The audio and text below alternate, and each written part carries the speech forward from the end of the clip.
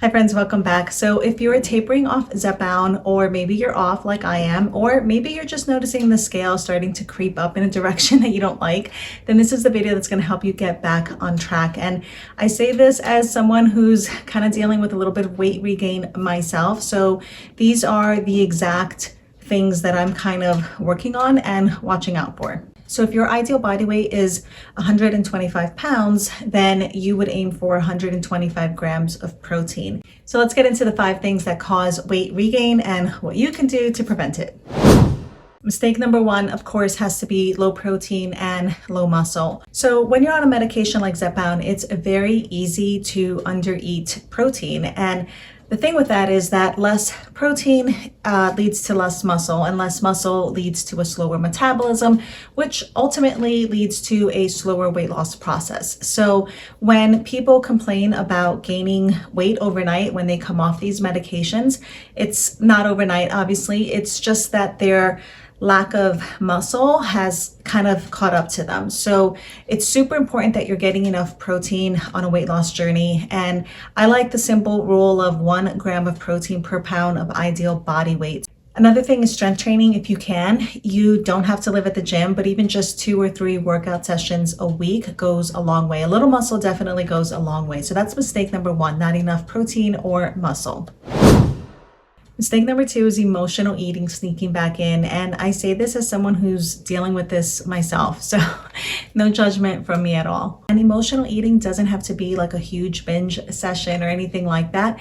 But it's just kind of like eating when you're stressed, or eating when you're tired, or, you had a rough day, so you treat yourself to something. And it's not that that's bad, but it's just that you need to be aware that if your end goal is to come off these medications, you really have to be aware of those patterns, because it's very easy when you don't have the guardrails of the medication to fall back into the trap of emotional eating and to just basically eat because that feeling is pretty loud, like the food noise is pretty loud, and not because you're actually hungry. Just be aware that emotional eating definitely feels really loud when you're tapering off these medications, because your brain remembers how comforting food is. Something that I started doing recently is asking myself a simple question, which is, am I really hungry, or is this just a mood? And you'd be surprised how that one simple question causes enough of a pause and causes me to kind of be in the moment a little bit more and just think about things. And a lot of times, no, I'm not hungry. It's just that I'm tired, bored, or, stressed, or whatever the case may be. So, thinking back to how I gained 80 pounds in the first place, a lot of it was emotional eating. I definitely would binge eat, but a lot of it was emotional eating. So this is something that I'm really trying to be aware of. Mistake number 3 is dose jumping. And I feel like anytime I caution people about going up in dose, I have to clarify that I'm actually not against people going up to the higher doses at all. But it's just that I've seen a lot of people kind of fall into the trap of thinking that a higher dose is going to solve everything and it's going to fix the problem. And it'll go something like, they're on the medication for a while and the scale is just not moving, or maybe they're even gaining and losing the same couple of pounds, over the course of several weeks or months. The food noise is getting louder and they think, maybe I just need to go up in dose. It sounds logical, it really does, but higher doses don't fix poor habits. And while a higher dose might kind of quiet the food noise or mute your appetite a little bit, your habits are still the same underneath. They're just kind of being masked by the medication. And this, I guess, isn't really a problem if you plan on staying on the medication for life, long term. But if you hope to one day come off the medication, then this is something you're really going to have to consider. And I totally get it. I know that once you experience the freedom from food noise and just constantly thinking about food, the thought of that returning is really scary. So I totally get it. But it's important for you to realize that when you go up in dose, before your habits have a chance to like take root before you have a chance to really dial in your habits, you kind of create the illusion that you have things under control. And the minute you come off these medications, that all disappears.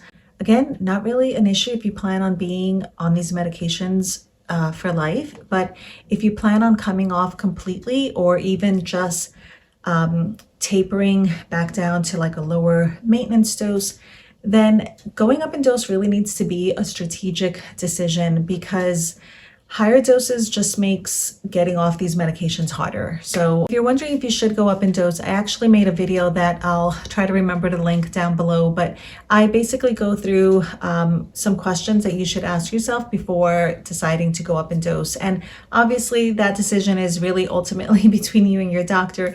I'm just kind of sharing my advice and opinion. I'm not a medical professional, so take what I say with a grain of salt. But yes, if you're interested, I'll try to remember to link that video for you. Mistake number 4 is getting off track on the weekends. So during the week, you might have the structure of your work week to kind of keep you on track. And then the weekend comes and life gets busy and there's, birthday parties or going through the drive-through while you're running errands and, like the coffee drinks, maybe the Starbucks that you get, things like that. They really do add up. And because Zepbound works by slowing down your digestion, by the time the weekend is done, you're starting your new week off feeling bloated and puffy and maybe dealing with blood sugar swings and just kind of feeling unmotivated. So it's something that you want to be paying attention to, and your weekends don't have to be like ultra strict, but maybe just having a couple of ground rules, like maybe drinking water before you have coffee or making sure that your breakfast has protein. And I'm telling you that little changes like that make a huge difference. And I know they seem like really insignificant, but they go a long way to protect the progress that you made during the week. Mistake number 5 is hidden calories in snacks and drinks. And this one is really tricky because when you're on Zepbound or any GLP-1 medication, your appetite is low. So you feel like you're in a calorie deficit, but these hidden calories really do add up quickly. So it can be like smoothies that are really more like milkshakes, or protein bars that are more like candy, things like that. You really want to make sure that you're watching everything, because it may not feel like a meal, but your body still counts the calories in them. So I recently came across a tip online somewhere that said that you should, for a week, not track like the food that you're eating, and just track the drinks and the snacks that you eat. And that alone can be really eye-opening and surprising to see how quickly those things add up. So definitely keep an eye on that. Weight gain doesn't mean that you're failing, but it does mean that your habits need a little bit of fine tuning. And again, I'm going through this myself, so I'm not casting judgment on anyone. Hopefully this video helps you plan your exit strategy if you choose to come off these medications. And